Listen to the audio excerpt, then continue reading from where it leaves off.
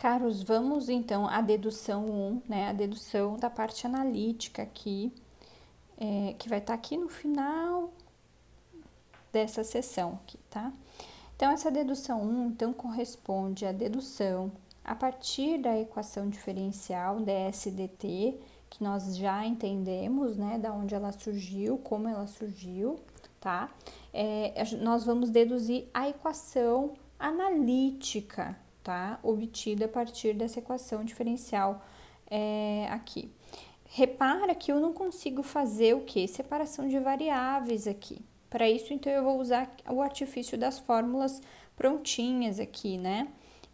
Que vai me dar uma correlação entre a diferencial, né? Uma função, que eu vou chamar aqui de função P em função de x, e uma função Q em função desse x, tá?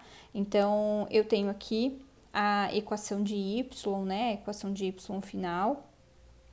E eu tenho, então, eu reescrevi, então, nessa primeira parte, essa equação aqui, só que agora o que que eu fiz? Eu passei esse termo para cá, tá? Então, esse termo ficou aqui, ó, 5 vezes S dividido por 4.000 mais 20 vezes T, que vai ser igual a 82,5, ok? Então, quem é quem aqui nesse emaranhado, né, de letrinhas, quem é quem? Então, ds/dt vai ser o dy dx, e o px, quer dizer, a função p em função de x vezes y, vai ser, então, 5 dividido por 4.000 mais 20t, vezes s. Então, s corresponde ao quê? A y. Qx vai ser 82,5. Então, o que que eu vou fazer? Eu vou substituir parte por parte, tá? Mas aí, primeiro, eu vou entender quem é esse termo aqui, integral de px dx, tá? Quem é esse termo integral aqui de p de x? Então, é só esse terminho aqui que eu vou fazer integral, tá? Então, eu vou pegar só esse termo, porque como eu tenho uma integral na exponencial, eu vou fazer primeiro essa integral para depois substituir tudo certinho, tá?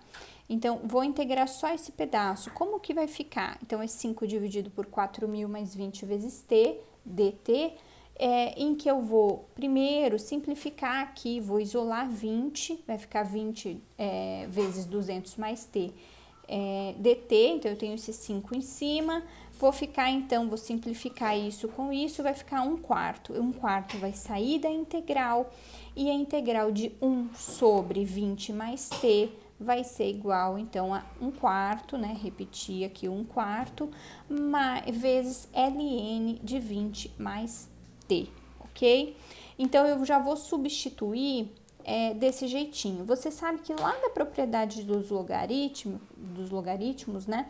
1/4 é 0,25, ok? Então, lá da propriedade logarítmica, tudo que está multiplicando aqui, ele pode vir para cá como potência, tá? Mas essa potência não tá sobre o log inteiro, tá? Só sobre o parênteses aqui desse log, tá? Não tá sobre o log inteiro, está só sobre esse número aqui. Então, eu vou ficar, então, com 1 sobre, lembra? E elevado àquela integral de px dx, tá? Px dx aqui. Então, e sobre px dx. Colchetes do quê? Exponencial do px dx vezes um qx dx.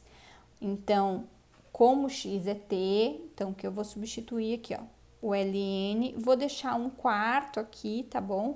Mas eu posso escrever das duas maneiras. O 82,5, lembra quem é o 82,5? Tá aqui, é o qx, beleza? dt mais a constante de integração, ok? Da propriedade também de logaritmos neperianos ou logaritmos naturais ou logs na base 10, você sabe que e exponencial elevado a ln de qualquer número vai ser o resultado desse qualquer número, ok? Então, é e elevado a ln de 200 mais t elevado a 0,25 vai ser o próprio 200 mais t elevado a 0,25. Então, isso aqui é a propriedade dos logaritmos, tá? propriedade logarítmica. Daqui a mesma maneira, então, eu posso simplificar essa estrutura, né? Toda essa estrutura como sendo, aqui neste caso,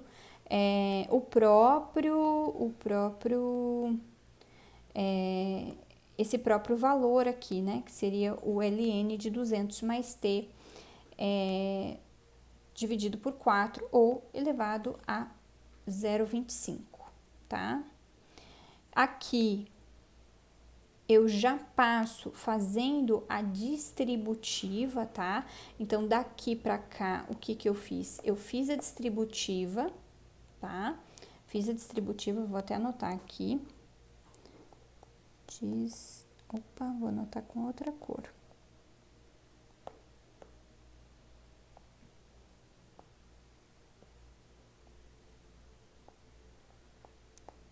Distributiva,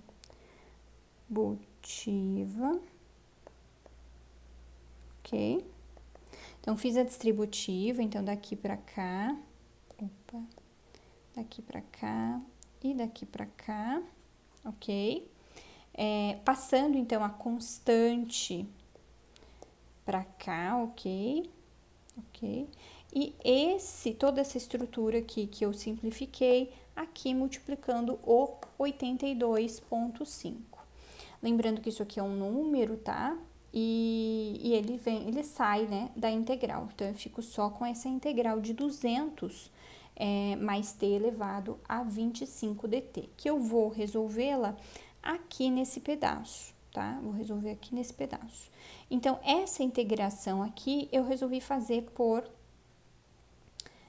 u na n du, em que u vai ser n mais 1 dividido por n mais 1. Lembra essa regrinha aqui de integração? Lá no final do nosso material, a gente tem novamente a tabela, né, de integrais e derivadas indefinidas, para que te auxilie aí nesse pedaço de resolução analítica, tá?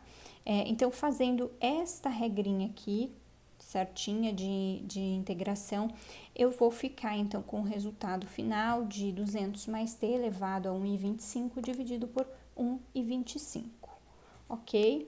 Vou substituir aqui o número, então, esse valor aqui eu substituo lá em cima e vou refazendo essas contas, em que eu vou chegar, então, nessa equação final, nessa equação aqui, que simplificada vai me dar, então, essa equação de S em função de t vai ser C, que é a constante de integração, dividido por 200 mais t elevado a 0,25 mais 66 vezes 200 mais t, ok? Eu até botei aqui uma carinha de triste ou de brabo, porque essa equação aqui foi uma equação difícil de chegar.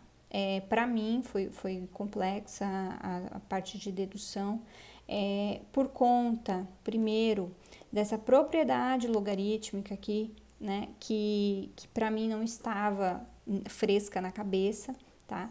Mas que é muito importante a gente sempre lembrar dessas propriedades, né? Tá lembrando dessa parte analítica sempre, né? Tá se treinando o cérebro para isso, tá bom?